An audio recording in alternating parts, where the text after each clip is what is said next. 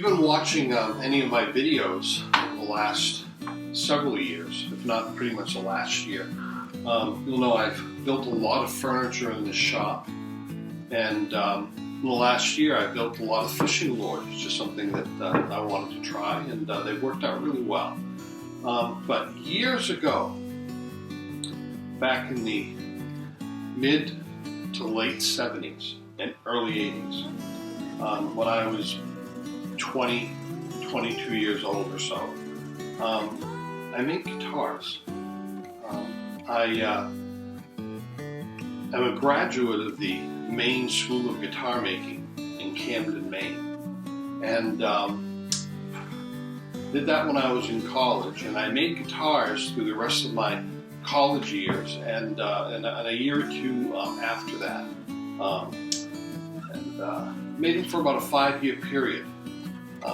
What happened is, my degree was in teaching, and I ended up working out of state, and then came back and didn't have a place to make guitars, and then, having the kids, getting married, having the kids, and all that stuff. So I've taken like a 40-year hiatus or more from doing this.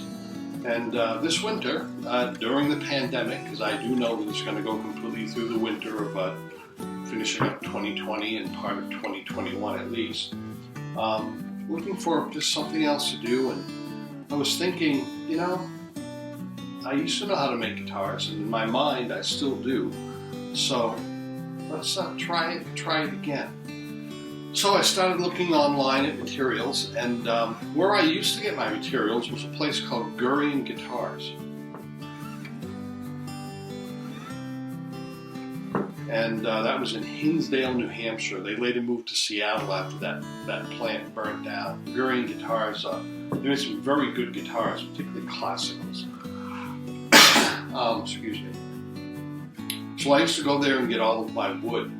And I went up into the attic where I had put all my stuff, and found that I had a lot of it left from when I used to make guitars. When I made them, it was in this shop, which was only half the size at the time. It's a shop that is on top of a garage from a family home, and I now live here. That was a long time ago. Let me show you some of the guitars I made. I actually found some from way back. There was a point where I was making 3 or 4 at a time, and I used the money to put partly to put myself through college. Didn't sell them very much. The guitars went for about $250, but then again, the materials are probably under $100, sure, usually around $50 or $75. And a lot of work to put into them, but $250 was like $1,500 or so at the time. So I made guitars and for fun and profit, and then eventually stopped.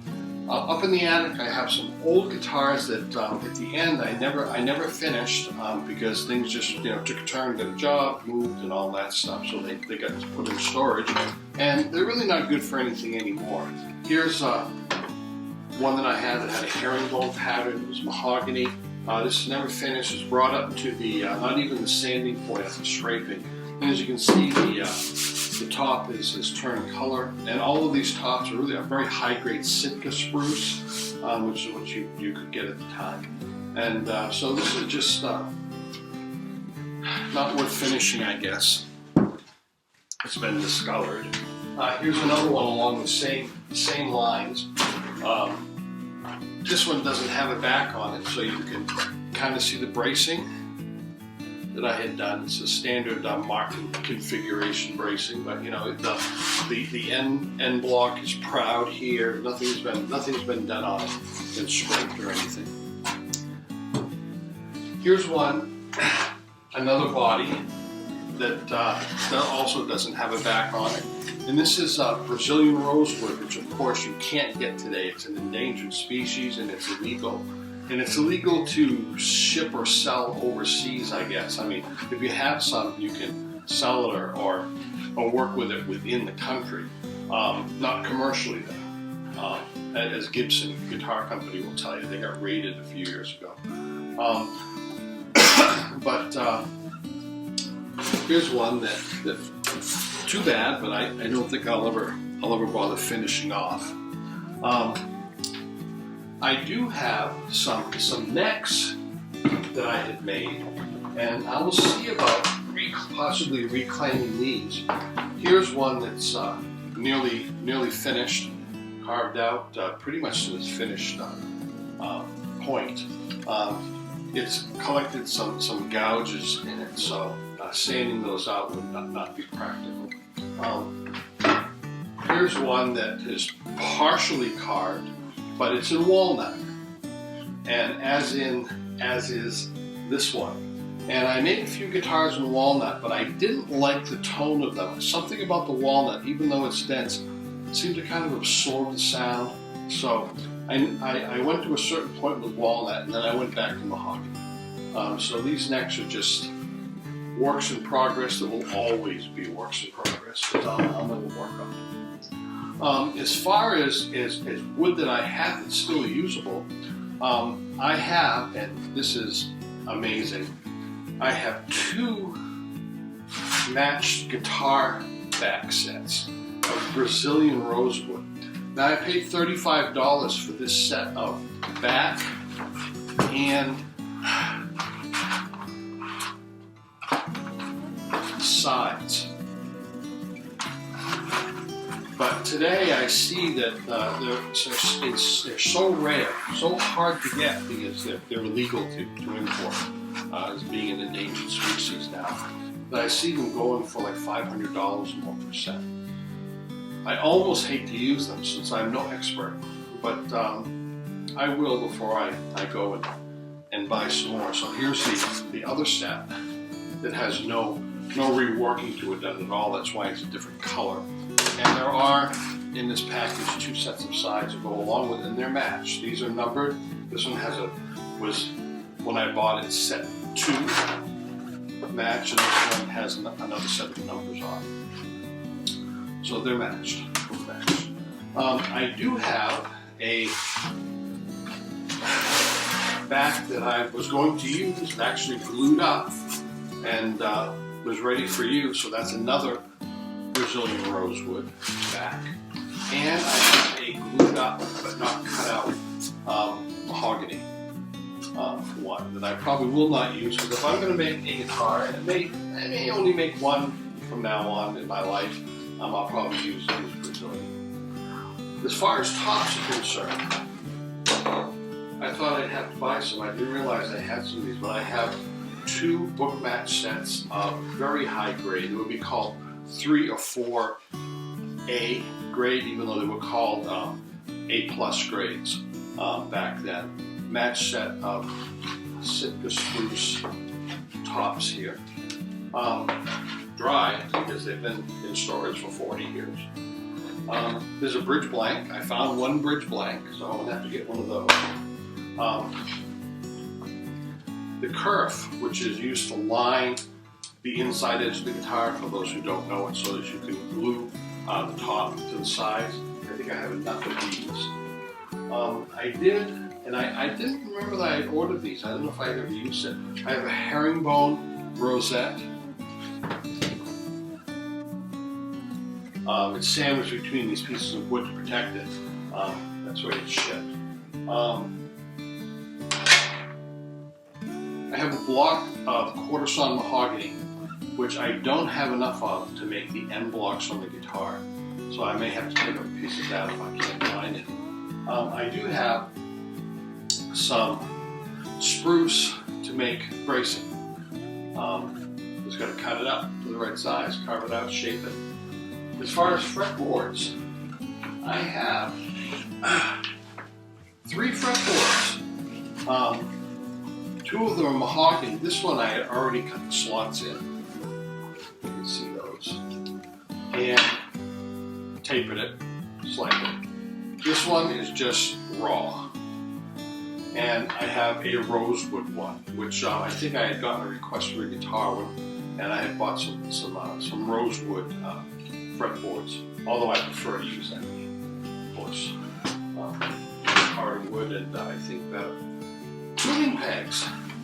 These are shallers. I think they still sell them, but good, these were at the time, and they still are, a very high quality guitar tuning pick.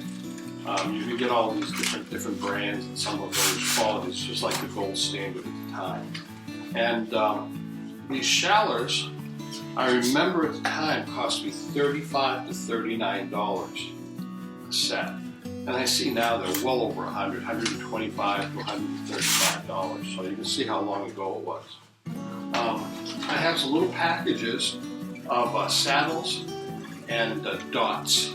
And these would be, I believe, either pearl or abalone. I didn't even open them up yet. I'll just use whatever I've got. And I just opened up these 3 envelopes. In this one, there are 2 items, a nut and a saddle, and they're both foam. In this one, I won't take it out, there's at least a dozen pearl dots. And I didn't expect this at all. In this one, there are 6 ebony bridge pins with a pearl dot in the end. So I won't have to buy a set of these. I just have to try not to lose them until I need them towards the end. What? There's not much else left that I need. But this is fantastic. I have 2 truss rods. This one's a little rusty, but I'll clean it up. And these came also from Gurry. And this is when you first started seeing the double action truss rod, which will fix a bow or a camber in the neck. They just come out, and these work very good, and they attach so that they adjust from the inside of the guitar, not up where the head is. So I'll be using these. I do have one. Oh, I think I showed you that one. I've also got a whole lot of purfling. These black ebony and spruce or maple, I'm not sure. Extremely thin strips that you would use around the sound hole and along the edge of the guitar. And I have a few herringbone ones too, which were popular at the time. A lot of guitars were being made with herringbone, but I'm not really fond of it anymore. So I probably won't be using that, but I have rosewood, I've got ebony, and I've got maple or spruce purfling. And I think I've got enough of that. And there's another package here that's kind of wrapped up and sandwiched between a couple of pieces of wood to protect it. So I guess I had plenty of that. Plenty of it. I'm going to have a few more things, of course, for bracings and stuff, but I think I have most of the stuff I need, in fact, multiple stuff to make guitars. I'm making one. I think I have enough for 2 or 3 here. So, I've also got a few other things. I've got this big box of all kinds of scraps of wood, so I should be able to find some stuff that I need in here to finish up what I need. I've even got a piece of paneling that was 1/2 of a pattern for a guitar.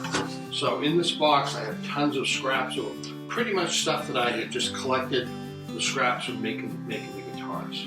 Also something that might be of interest, when I learned how to make guitars, that things have changed a lot with all kinds of really elaborate sort of mechanisms for gluing on tops and so forth.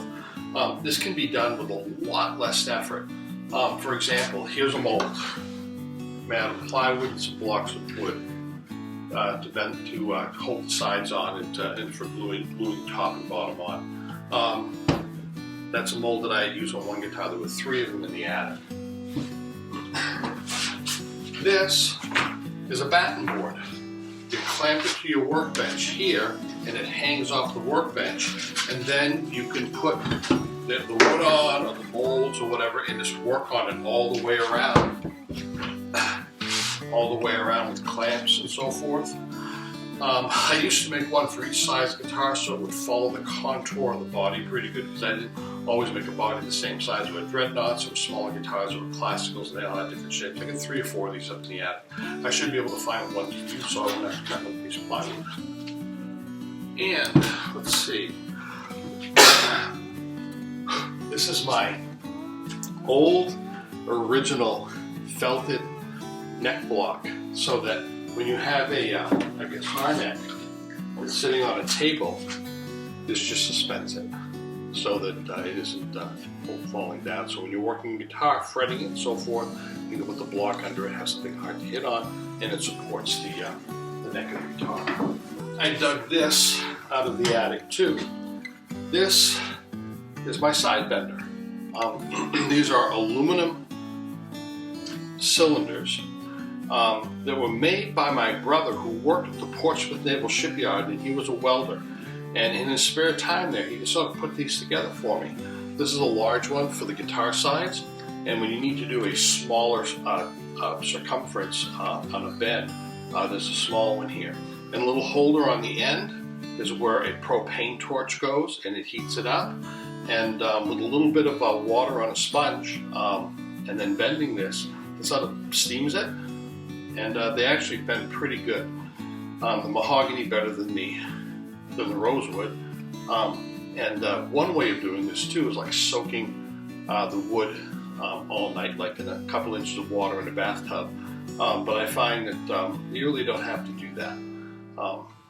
You can just use a sponge and put water on it and bend it that way. These actually work really good. All these guitars, older guitar bodies, were bent using this. And something I just found. At one point, I was thinking of making an electric guitar, and I never did. I play, although not that great. I play acoustic guitar, so I had purchased a large block of mahogany, and it is quarter sawn. It is quarter sawn pretty much.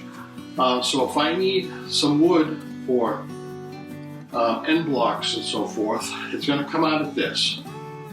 It's a nice piece of mahogany, but you know, it's for a good cause too. And this is very heavy. One thing that might be of interest to people with this is, even though I know you've seen probably videos on how this is done, this is not rocket science. It's like a lot of things. Once you've seen it done, and once you do it once, you realize this is doable. It looks like something that's so bizarre, so unusual. You get bent wood and it's held together by glue, and you tighten it up with thousands of pounds of pressure with strings, and it stays together. It's not rocket science. It can be done. It takes work, but it can be learned, and without too much difficulty. One thing I'm going to be doing is, when I learned this so long ago in a class with a bunch of guys where we worked 12 hours a day doing this, just to get it done because we were on a limited time schedule, that I'm going to do it in a way that, except for the wood that you have to get, that's special. And I'll go into that later. Certain types of wood, it has to be quarter sawn, etc. As far as the jigs that you need to use to put things together, it's stuff you can actually get from Home Depot and Fashion. You don't have to go to these guitar making companies to buy this tons of special equipment. It's regular shop stuff and plywood and so forth in order to get ready to make these. There's some really nice fancy devices for helping you make this, but a router, some clamps, a bandsaw, even without some of those things, you could do it. It's not that difficult to get tooled up to do something like this. So I hope I can give you enough of an overview on how to do this for anybody who might be interested in maybe giving it a shot at some point. And by today's standards, I may not be doing everything quite kosher either. And if that's the case, well, it's just the way I'm going to do it. I really don't care. It'll be a nice guitar when I've done it. I've made some really nice musical instruments. So some of the things they're doing today are a little bit different, or a little more elaborate, or a little more made to do it more. This will be a very traditional sort of method of doing it anyway. But it doesn't cost much to get started. So that's my story. I'm going to be doing a series of videos as I'm doing this. It will take a long period of time over the winter. I'm going to work on it in my spare time. It's a little something to get out here and do during this pandemic time. And it may work out, it may not. I built a number of guitars, but it's been a long time. So you may see a series of videos that eventually come to a conclusion, or you may see a series of videos that suddenly stop. But we'll see. One more guitar out of me, maybe one more guitar. If I like it, maybe I'll continue a little bit more. I never became an expert at it, but I made a number of guitars that I sold, and there's only one out there that I've seen come back for a guy looked me up from 40 years ago, and I made a classical guitar for him, and he needed a fret job on it after all this time. And I did it, and the guitar was still pretty sweet, pretty nice.